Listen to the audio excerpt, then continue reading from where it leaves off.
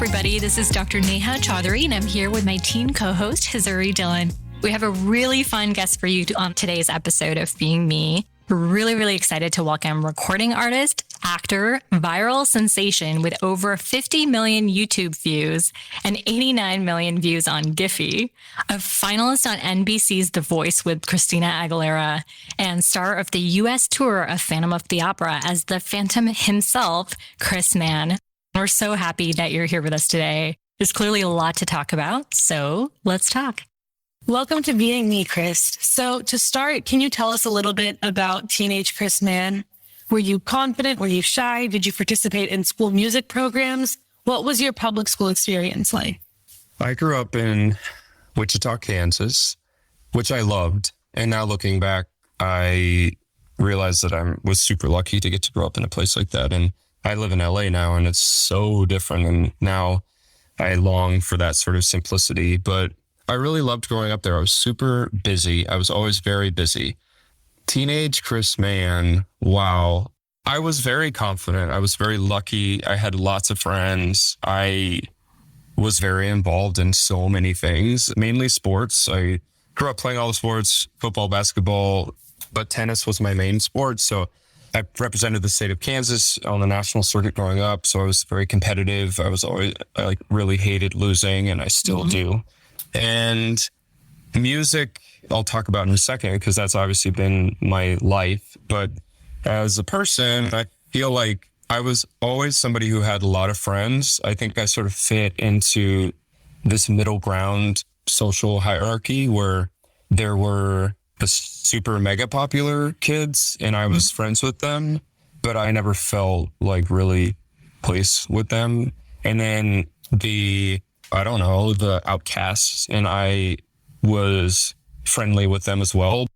I just had this core group of friends that sort of fell in the middle.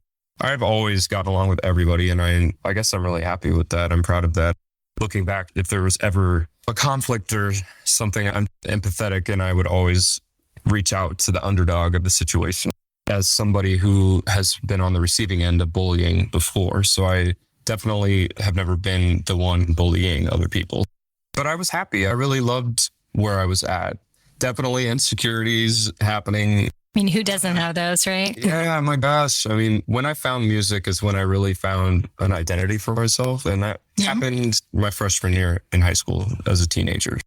In 8th grade, I vividly remember all these friends of mine were in choir and I wasn't. And I was like, what are they doing? They look like they're having fun. And there was some sort of show and I was drawn to that. I was like, oh, this looks fun. And of course, I grew up singing privately in my room, and I would go into the closet and I would sing belting out your NSYNCs and your Britneys. I grew up No way. so much, and I loved it so much. And Christina came in college, but I loved music. And so I decided to join choir in 8th grade because that's where my friends were doing it. I remember the competitive self that I mentioned, all these other kids were getting the solos, and it pissed me off because I was like, I can sing that better. Why are they getting the solo? And they all took private lessons from our teacher. And so, of course, there was favoritism. I was so mad. Of course. So I remember I got my first solo, terrible show, and it was Happy Trails. The mega hit, Happy Trails to You. I love that you still remember it. My debut on stage moment. And I cannot believe I remember this, but I walked down with Anna Dahl, who was one of the hottest 8th graders and one of the most popular girls, and she harmonized. I think that was like, whoa, that was a real moment. So then after that, I went into choir in my freshman year, and my teacher called my parents and were like, Chris's voice is different than a lot of his other voices. You guys should really take that seriously. That's when I did. I started taking voice lessons, and I immediately really sort of stuck out and shined and thrived and was always like the guy who sang really well. And ever since, that's sort of been my entire existence, which gets complicated. Of course. But that's how that all started, with a teenage Mann basically just trying to find a group to hang out with that led to my entire career. What an incredible story. I love that you shed so much light on sort of that launching pad. One of the things that we consistently see in surveys with teens is that they want to be famous. What a lot of them don't realize is that it can be a bumpy road filled with uncertainty, filled with self-doubt. Could you share a little bit about what your path looked like, even the bumpy bits, and kind of share what sort of roadblocks you've encountered along the way and how you overcame early career setbacks in the music industry? Because I imagine there must have been some of them. As an influencer, there was no such thing as being internet famous. The internet wasn't a thing. Oh man, that's so hard. I really don't like that because being internet famous is not real life at all. So I have been very recently internet famous, so I can speak firsthand about like what that actually means. And then I've also done things that have brought me notoriety that are not internet based. And either way, it all comes and goes and usually goes. So it's a really tough goal. If that's your goal to be famous, it's probably not going to last if you attain it at all. So I just really think it's better to find things that you love and are passionate about, that if you just practice and do really well at them, that you can be famous. I was famous in my high school because I actually in real life started putting myself out there in a way where I could shine and get better and make mistakes and have to work together with a cast of other actors and singers and put on a show together and harmonize together and do things in real life where I actually then made friends and lifelong memories and real life things that actually helped me later in life versus trying to get a bunch of views. Because I have certainly will sit there and refresh and be like, did people like me today? That was not an attitude that we had before. And it makes you sick and it's really hard, even for somebody who's not a teenager anymore. It hurts. It hurts your feelings. It makes you feel like you aren't good enough. It makes you feel like you wasted your time. I mean, that's our new reality, but I would fight against it as much as you can, because at the end of the day, Adele is going to win. She is not relying on those, to be the flavor of today. She's going to come out once every 5 years and blow everybody's mind. That's being herself, right? And sharing her voice. The most authentic artist there is. This morning, I don't know why, I was like, Beyonce, who is larger than life and is iconic and is one of the most, one in a generation, still can't shut the world down like Adele does. And Adele does nothing. She comes out once every 5 years. So it's the opposite of I want to be famous culture. So ultimately, you just have to be really good at what you do.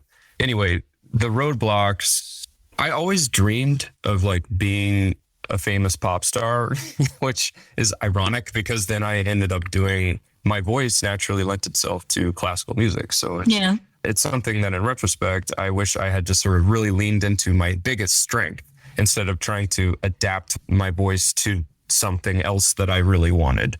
At the time, my outlets were, I'm in Wichita. What do I do? I know Michael Bublé, he wasn't even out yet. Like, I admired David Foster and him working with Celine, and, he was still working with the boy bands of the time and whatever. So I wrote him a letter and I was like, basically like, Dear David, can I please, I sent him a CD of a demo and like, can you please discover me? And I remember going to a Dixie Chicks concert in Topeka or Kansas City or something. And I threw a piece of paper like up on the stage that was like begging them to let me sing with them on stage. And I was like, wow, this would change my life in this moment. If they're going to read it and then I'm going to get up there and I know what's due. And that's what I had. I didn't have DMs. I didn't have anything else. And of course they didn't respond. However, I have worked with David Foster many times now in my career. And the first thing I said to him when I met him and was working with him was like, thanks a lot for not responding to my letter. So I chose a career that is extremely hard. And I guess if we lump it into the thought that everybody wants to be famous, today, the newest example is TikTok. Like, I've had TikToks. First of all, I'm so bad at TikTok. Follow me though, everybody. I've had TikToks that get like 5 million views, which I'm like, what did I do that made that one so special? And then like the next one will get like 1,000. So this algorithm that is our reality now on social media is not setting me up for some, because I'm like, what did I do wrong today? It makes you question all of your decisions and your worth. And so it's a system that's really hard to actually beat. To be famous and you get some traction, like the attraction doesn't last. So you have to be very aware of that fact. So along the way for me, I graduated high school and I decided I want to major in music. So I applied to colleges in music cities because I just knew that I wanted to be surrounded by the industry, because in my mind, I was like, I'm going to drop out because I'm going to get so famous in college, I can drop out. And so I went to Vanderbilt University in Nashville, my favorite city in the world. I loved college so much that I couldn't imagine not graduating or finishing. I loved my friends. I made so many friends. I came into myself there. When you grow up with the same group, I'm lucky. I grew up with the same people my whole life. I went through every grade together. So there's no secrets. It's really hard to sort of like redefine yourself when you're growing up like that. So when I went to college, I was like, oh my God, you can be anybody. And of course you want to be your best self, but it somehow allowed me to spread my wings, to be super cheesy, but like, yeah, really own. And when you're around the same people, you almost put yourself in the box that you see other people putting you in. So it's kind of an opportunity to start with a blank slate and really be yourself, even if you feel like you weren't able to before that. Yeah. And you can do that before college. There's community theater groups that I was a part of. I was with kids that I didn't go to school with. So I had a whole other social group of kids that shared my interests.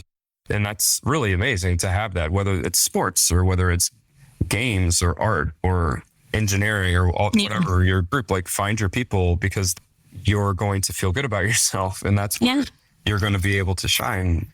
So anyway, so I went to school. I loved it. I was a classical voice major, and I stayed after college for 2 years because I was like, I'm going to try to get a record deal now. So I'm playing gigs out. I'm waiting tables. I worked at Bank of America as a bank teller. And what am I ultimately doing? I'm in a country town, which I loved. There wasn't a big pop music scene there at the time. I was like, I got to get out of here. So I transferred with Bank of America to New York City, where I wanted to move. And that was how I was able to move, because I had this job at Bank of America in Rockefeller Center, which was literally my hell, but it got me to New York. And so I did the same thing there. Like, that's like the next step of, wow, talk about if I felt like I was one thing in Wichita, and then I get to go to Vanderbilt and Nashville, and I get to sort of become and make mistakes without the internet, thank God, and like be wild, be whatever. And then you get to go to New York City, which is like the next gear of, wow, you can really find yourself and love it. And I did end up getting a record deal in New York City, and I had already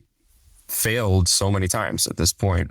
I was very lucky to have always had management and people that believed in me. And I got into development deals, what are called development deals, with a lot of labels. Like, they were interested in me. So it was like, I did a development deal with Clive Davis, the most famous executive on the earth. And it didn't go my way, but I have so many memories of working with him and his alligator skin shoes that were so shiny. And I was like, wow, I can't believe I'm singing in this tiny room with Clive Davis. And it didn't work. And so because I had a really great family who believed in me, I believed in my talent. And I think my dream and my fire to achieve my goals and my distaste for losing allowed for me to pick myself back up time and time again. And that does not mean that it was easy, and it has gotten a lot harder to do so later.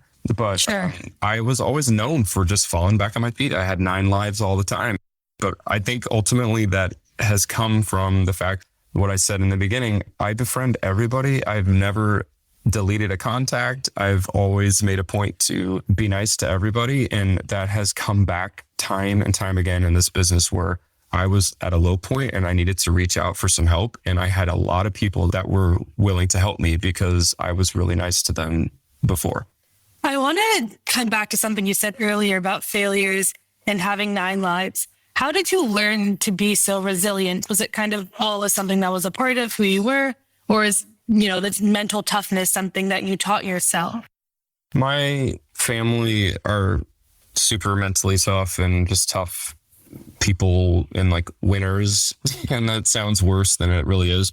My mom grew up on a farm. My dad grew up in Kentucky. They're doers. They get their hands dirty. We grew up with that mentality. And it's like, you're certainly not going to receive a handout and you're not going to complain your way to the top.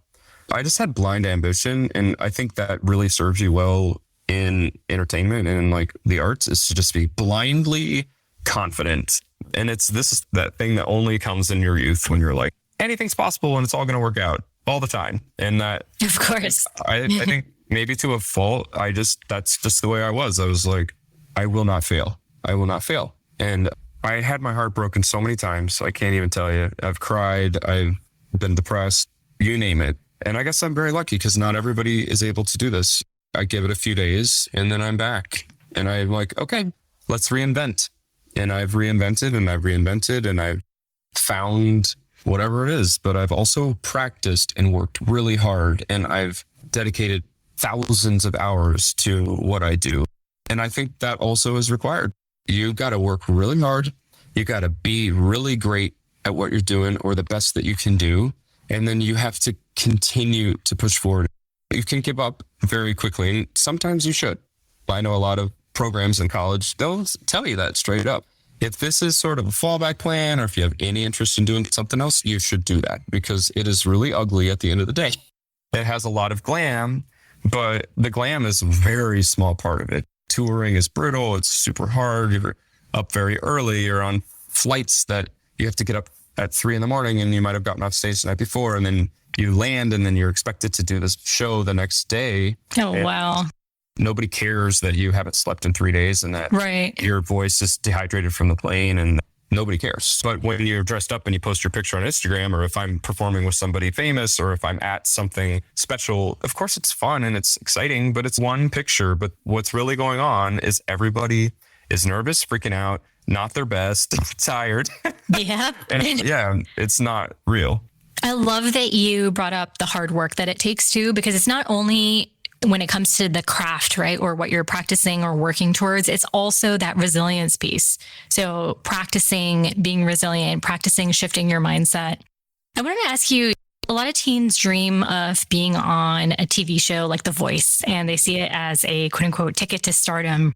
Can you explain a little bit more about the amount of physical and emotional work that goes into something like a weekly show? And how did you handle the stress and the grind? I mean, you mentioned the getting off the plane, the no sleep, but what advice would you give to someone who's thinking about being on a competitive show and what it looks like to really handle that day-to-day stress? As hard as The Voice was, it was so much fun.